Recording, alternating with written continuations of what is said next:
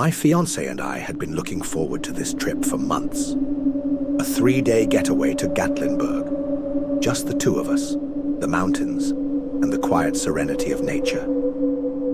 During the day, we hiked through the dense trails, wandered deep into the national park, and soaked in the fresh mountain air.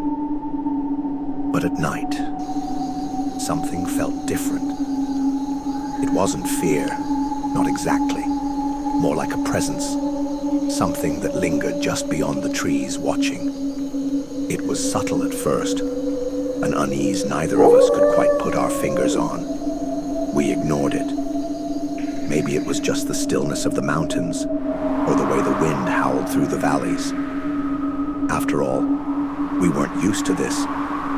We were from Florida, where the only thing close to this kind of wilderness was the occasional swamp. On our last night, we decided to make the most of it. One final adventure before heading back to our normal lives. I had read about a scenic overlook at the top of a mountain, the perfect place to see the stars away from the city lights. So close to midnight, we hopped in the car and started the long drive up. The road was empty, not a single set of headlights behind or ahead of us. Just the winding pavement, the towering trees, and the occasional road sign swallowed by the dark. The higher we climbed, the more unsettling it became. Maybe it was just the way the road twisted in impossible angles, or how the mountains swallowed the car's headlights. But something about the night felt off. Still, we pressed on. When we finally reached the overlook, we stepped out into the cold night air, and instantly, I regretted it. The feeling hit me like a punch to the gut. It wasn't fear. It wasn't paranoia. It was something far worse. It was like the air itself had weight pressing down on my chest. My instinct screamed at me to get back in the car. To leave. But I didn't want to freak out my fiancé, so I forced a smile, acting as if everything was fine. The wind roared through the trees stronger than I expected, and to make matters worse, the sky was covered in thick clouds. No stars, no moon, just endless darkness stretching in every direction. Well, that sucks, she laughed, pulling her jacket tighter around her. So much for stargazing. I tried to laugh too, but something about the moment made it hard to breathe. I felt watched. Like something just beyond the tree line was staring, waiting. I started walking just a few feet away from the car. Nothing crazy.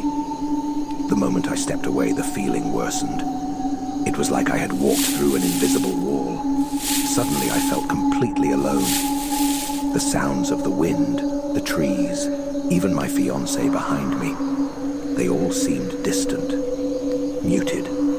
Like I had stepped into a separate pocket of reality where nothing existed but me and the dark. Then I heard it. A noise off to my right. Not loud, but distinct. Something moving. I turned my head, eyes scanning the darkness.